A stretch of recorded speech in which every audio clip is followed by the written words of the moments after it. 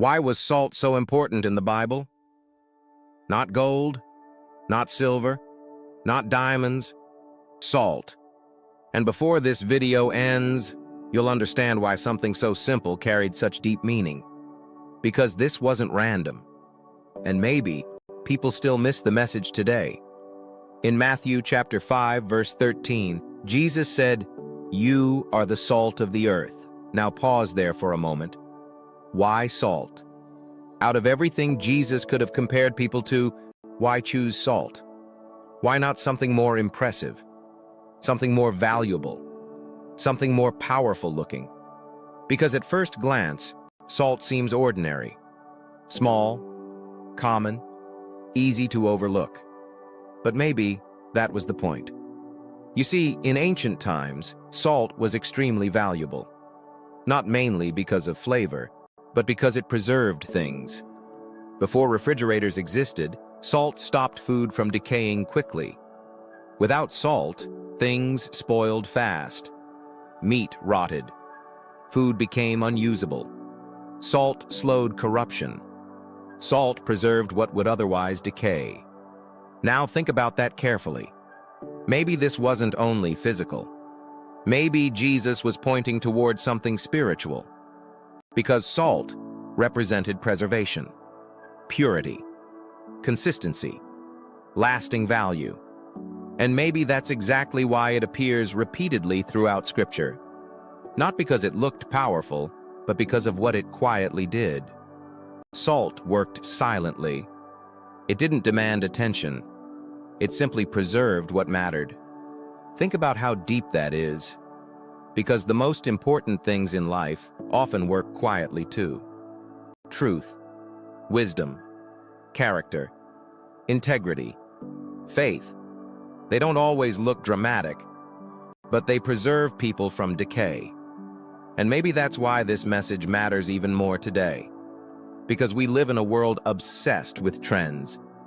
Fast attention, fast success, fast validation. Everything moves quickly. Everything changes quickly. People chase what is viral today and forgotten tomorrow.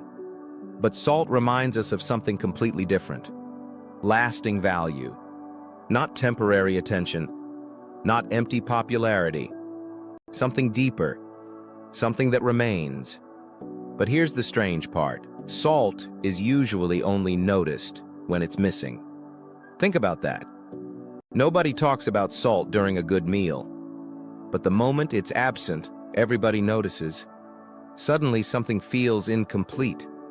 And maybe people are the same way. Because the people who preserve peace, truth, wisdom, kindness, and stability are often overlooked. Quiet people, faithful people, consistent people, people who hold families together, communities together, churches together, friendships together. Most of the time, they don't receive applause. They don't go viral.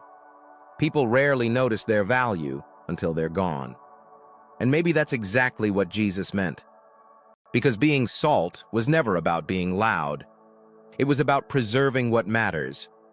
Think about this. Salt touches everything it comes into contact with.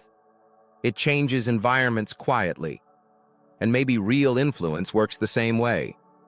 Not through noise, not through ego, not through constant attention-seeking, but through consistency, character, faithfulness, quiet impact over time.